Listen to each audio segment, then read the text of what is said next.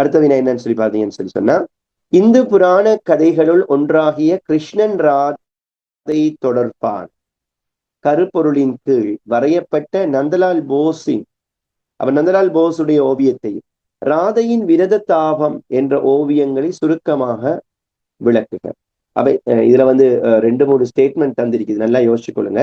இந்து புராண கதைகள்ல ஒன்றாக வருகின்ற கிருஷ்ணனுடைய கதை, அதை கருப்பொருளாக கொள்ற யாரு? நந்தலால் போஸ். 2வது கீனோட் நந்தலால் போஸ். 3வது அவர் வரைஞ்ச ராதையுன் விரகதாபம் என்று சொல்லக்கூடிய தலைப்பிடப்பட்ட ஒரு ஓவியம் தொடர்பாக 4வது சுருக்கமா விளக்கம். அப்ப இது 5 புள்ளிக்குரிய வினா, ரைட்? அப்ப இந்த வினாவை நாங்க எப்படி அணுகிறது அப்படிங்கிறது நாங்க பார்ப்போம். இந்த வினாக்குரிய விடை குறிப்பை நான் போட்டிருக்கிறேன். இந்த வினா தொடர்பான மேலதிக விளக்கங்களை நான் இப்ப விளக்கப்படுத்த போறேன். முதலாவது நந்தலால் போஸை பத்தி உங்களுக்கு தெரியணும் பிள்ளை. அதாவது இந்தியாவுடைய நவீன கலையுடைய முன்னோடி கலைஞர்கள்ல ஒருவராக பேசப்பட்டவர் தான் இந்த நந்தலால் போஸ். இவர் இந்தியாவுடைய கலையை புதியதொரு பாதை கட்டி சென்ற ஒரு செல்வாக்கு செலுத்திய ஒரு ஓவியராக நாம இவரை பார்க்கிறோம். குறிப்பாக நவ வேட்கைவாதம் என்று சொல்லக்கூடிய நியோ கிளாசிக் என்று சொல்லக்கூடிய ஒரு இயக்கத்துடைய முன்னோடியாக இருந்த அபிந்திரநாத் தாகூருடைய மாணவராக இவர் இருக்கிறார். 1920ஆம் ஆண்டுகளில் நந்தலால் போஸ் சாந்தி நிகேதனம் என்று சொல்லக்கூடிய ஆசிரியராக இதுல நியமிக்கப்படுறார். அந்த நிறுவனத்துக்கு 1927ஆம் ஆண்டு சாந்தி நிகேதனத்தில் ஆரம்பிக்கப்பட்ட கலாபவனத்துல பொறுப்பாக இந்த நந்தலால் போஸ் வந்து பணியாற்றதை நாங்க பார்க்கிறோம். இவர் வரைஞ்ச ஓவியத்துல ஒன்றுதான் இந்த ராதையின் விரக தாபம் என்று சொல்லக்கூடிய ஒரு ஓவியம், தலைப்பிடப்பட்ட ஓவியம். ரைட்? அந்த ஓவியத்தை நீங்க பார்த்தீங்கன்னு சொன்னா இதுதான் அந்த ஓவியம். ரைட்? இந்த ஓவியத்தை மைண்ட்ல வச்சுக்கொண்டு நீங்க எழுதலாம். அப்ப 5 பந்தி நீங்க எழுத போறீங்க, பந்தி அமைப்பில் எழுத போறீங்க. இதுல முதலாவது பந்திலே நீங்க ஸ்டார்ட் பண்ணலாம். என்னன்னா, இந்தியாவுடைய நவீன வேட்கைவாதத்தை உருவாக்கிய நந்தலால் போஸ்னால் வரையப்பட்ட மிக பிரபலியமான ஒரு இந்து சமய புராண இதிகாச கதைகள்ல ஒன்றாக பேசப்படுகின்ற கீத கோவிந்தம், ஜெயதேவ் என்று சொல்லக்கூடியவரால் எழுதப்பட்டது வடமொழியில. அந்த கிருஷ்ணன் ராதையுடைய காதல் கதைகளை பற்றி சொல்லுகின்ற ஒரு காவியம் இது. ரைட்? அப்ப அதுல வருகின்ற பிரதான கதாபாத்திரம் தான் ராதா. ரைட்? கிருஷ்ணனுடைய காதலியாக வருகின்ற ராதா. அவள் தான் தன்னுடைய பிரதான கதாபாத்திரமாக இந்த ஓவியத்துல மைய பொருளாக சித்தரிக்கப்பட்டு வரையப்பட்டிருக்கிறாள். ரைட்? தனது காதலனுடைய பிரிவால் வாடுகின்ற ராதையத்தான் ராதா என்று சொல்லக்கூடிய கருப்பொருளாக நாங்க சொல்றோம். அதை நாங்க விரக தாபம், தனிமை அவளை தூண்டுகின்ற ஒரு தாபமாக, ஒரு வலியாக, ஒரு வேதனையை காட்டுறதாக இது காட்டப்பட்டிருக்கு. ஒட்டுமொத்தமா அந்த ஓவியத்தை பாருங்க. 3 பெண் உருவங்களை தான் நீங்க பார்க்கணும். அதாவது கட்டில் ஒன்றுல பக்கவாட்டுல ஒரு பட்டு சட்டை அணிந்து சோகத்தில் ஆழ்ந்து கவலையில், அதாவது காதல் கிளவி கவலையில் உறங்கி இருக்கிற அந்த ராதையும் அவளை தேற்றுகின்ற 2 பக்கம் இருக்கிற பெண் தோழியர், பாங்கியர் என்று சொல்லுவோம். இவங்களுடைய உருவங்கள் தான் இங்கு காட்டப்பட்டிருக்கவே. 2 புறங்கள்லையும் அந்த தோழிகளுடைய உருவங்கள் காட்டப்பட்டிருக்கு. இந்த ஓவியத்துல 3 தளங்களை நீங்க பார்க்க பெர்ஸ்பெக்டிவ் நீங்க பாருங்க. முன்னணி இருக்குது. இந்த முன்னணியில மரங்கள் சிலது வரையப்பட்டிருக்குது 2 பரிமாண தோற்றத்துல. இடையணி, மத்திய அணியில வந்து பெண் உருவங்கள் இந்த கட்டில இருக்கின்ற அந்த அரண்மனை காட்சிகளோடு சம்பந்தப்பட்ட அந்த டைல்ஸ் படைத்த இடம் காணப்படுது. கட்டில் இருக்கிற அந்த பெண்கள் இருக்கிற அந்த இடம் காணப்படுது, அந்த தளம். பின்னணி நீங்க பாத்தீங்கன்னா பேக்ரவுண்ட மீண்டும் மரங்களை கொண்ட ஒரு சூழல் அமைப்பு காட்டப்பட்டிருக்கு. இந்த மரங்கள் எல்லாம் நீங்க அவதானிச்சு பாருங்க பிள்ளைகள், மோடிமைப்படுத்தப்பட்டிருக்குது. அது அலங்காரமிக்கதாக காட்டப்பட்டிருக்கு. இந்த மோடிமைப்படுத்தப்பட்ட அலங்காரங்கள் அதிகமா இந்தியாவுல வந்து ராஜ்புத்தான கலை, ராஜ்புட் கலையில காணப்படுகின்ற ஒரு பண்பா நாங்க பார்க்கலாம். அதே நேரத்துல முகலாய கலையுடைய தழுவல்தான் அது. அந்த தன்மையை நாங்க இதுல நாங்கள் பார்க்கக்கூடியதாக இருக்கிறது. ஒட்டுமொத்தமாக இந்த ஓவியத்தை பாருங்க. கேத்திர கணித தல உருவங்கள் வலியுறுத்தப்பட்டு இருக்குது. கேத்திர கணிதம்டா உங்களுக்கு தெரியும், கணிதவாதம் சொல்லக்கூடிய கியூபிசம், கியூபிக் போன்ற அந்த அமைப்புகள். இந்த கற்புல மொழியை பயன்படுத்துறதுக்காக வந்து அந்த கேத்திர கணித வாதத்தை அல்லது கேத்திர கணித உருவங்களுடைய தல உருவங்களை வந்து பயன்படுத்தியிருக்கிறார் கலைஞர். இந்த முப்பரிமாண தன்மையை புறந்தள்ளி விட்டு ஒரு தட்டையான நிறப்பூச்சி முறையை நீங்க இங்க பார்க்கலாம்.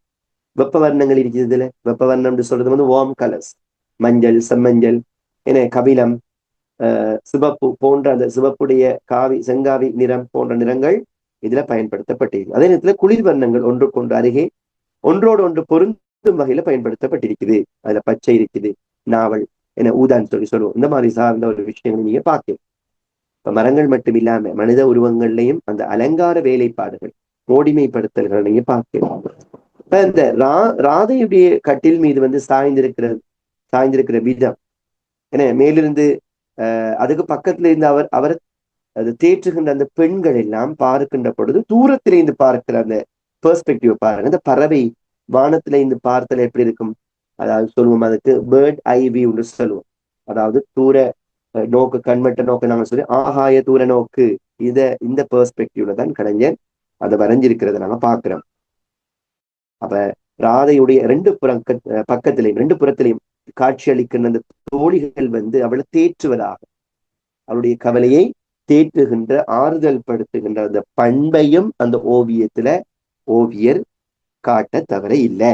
அப்ப ஓவியத்துடைய முன்னணி பின்னணி இடையே நீங்க ஆழமாக காட்டப்பட்டிருந்தாலும் கூட ஐரோப்பிய அகாடமிக் தூரதர்சன கோட்பாட்டை விட வேறுபட்ட ஒரு பிரயோகத்தை தான் நீங்க பாக்குறீங்க. வளமையா பாக்குற அந்த தூரதர்சன அமைப்பு இல்லை. இதுல ராதையுடைய பக்கத்துல தாமரை மலர்கள் வைக்கப்பட்டிருக்கிறது நீங்க பார்க்கலாம். அவளது தோழிகள் இருவருமே தாமரை மலர்களையும் தாமரை இலைகளையும் கொண்டு வந்து ராதை தேற்ற முயற்சி செய்கின்ற விதத்துல இதுல ஒரு கதை பாங்கு இதுல சொல்லப்படுது. அதாவது ஒரு பண்பாட்டு பாங்கு ஒன்று சொல்லப்படுது, ஒரு காவியமான பாங்கு ஒன்று அதுல பேசப்படுது. ஒரு கவிதையை பார்க்கின்ற பொழுது எப்படி ஒரு மனசுல ஏற்படுத்தும், அதே போல அது வெப்பத்தை தணிக்கின்ற பொருட்களாக அந்த விடயங்கள் நாங்க பார்க்கக்கூடியதா இருக்கு. ராதையுடைய தோழிகள் இந்திய கலாச்சாரத்தின்படி சேலை அணிந்திருக்கிறது அந்த விதத்துல காட்டியிருக்கிறார். ஓவியத்துல சில பொருட்களை பாருங்க வலியுறுத்தி காட்டுறதுக்காக கடுமஞ்சள், நீல நிற கோடுகள் வந்து பயன்படுத்தப்பட்டு இந்த ஓவியத்துல வரையப்பட்டிருக்கு. சோ நீங்க இந்த அளவோட இது சார்ந்த விஷயங்களை நீங்க சொல்லலாம்.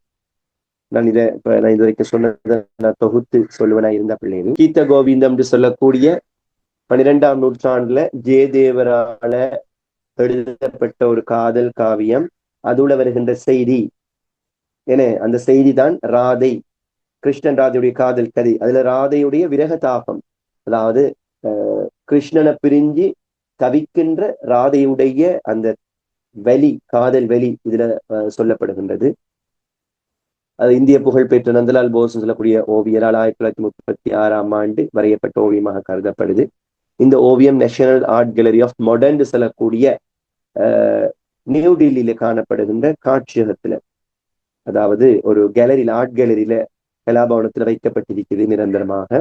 இதுல வந்து கிருஷ்ணனை பிரிஞ்சு ஆழ்ந்த ஏக்கத்துல துயருறுகின்ற ராதையுடைய மனநிலை தான் உணர்வு பூர்வமாக சித்தரிக்கப்பட்டிருக்கிறது அப்படிங்கிற ஒரு விஷயத்த நான் சொல்லியிருந்தேன். ஓவியத்துடைய மைய கதாபாத்திரம் ராதாவாக இருக்கிறாள். அவளுடைய உடல் மொழியை நீங்க பார்த்தோம், முகபாவனையை பார்க்கலாம், அமைதியான சூழல் ஆகியவற்றை இந்த பிரிவு துயர விரகம் சொல்லக்கூடிய அந்த வலிய உணர்த்துது. ரெண்டு பக்கத்திலையும் தேற்றுகின்ற பாங்கியருடைய நாடக பாங்கான அமைப்பை பற்றி நீங்க பேசலாம். அதே போல அதுல வர்ண தெரிவை பொறுத்த வரைக்கும் வெப்ப மற்றும் குளிர் வர்ணங்கள் ஆகிய மஞ்சள், நீலம், பழுப்பு போன்ற மென்மையான நிறங்களை அமைதியும் சோகமும் கலந்த உணர்வு ஏற்படுத்துறதுக்காக அந்த கலைஞர் இந்த விடயத்தை உருவாக்கி இருக்கிற விதத்தை பற்றியும் நாங்க பேசலாம். இந்தியாவுடைய பாரம்பரிய ஓவிய மரபுகளாக காணப்படுகின்ற ராஜ்புட் வங்க ஓவிய பாணியுடைய தாக்கம் இதுல காட்டப்பட்டிருக்கிறது.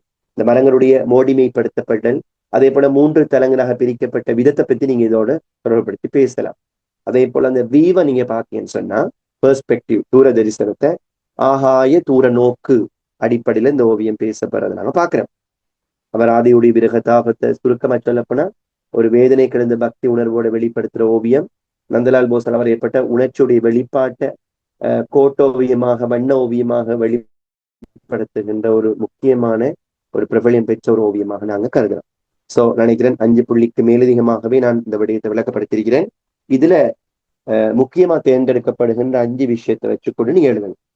கலைஞர், அந்த ஓவியத்துடைய சிறப்பு, அது இப்ப எங்க காணப்படுது, அதனுடைய கருப்பொருள் என்ன, அதே போல அந்த இத மைய கதாபாத்திரத்துடைய வெளிப்பாடுகள் எப்படி இருக்குது, வர்ண ஆளுகை எப்படி இருக்குது, இதை பற்றி நீங்க என்ன தாக்கம் இதுல தழுவல்கள் காணப்படுது, பெர்ஸ்பெக்டிவ் போன்ற விஷயங்களை பேசுவீங்கன்னு நான் நினைக்கிறேன்.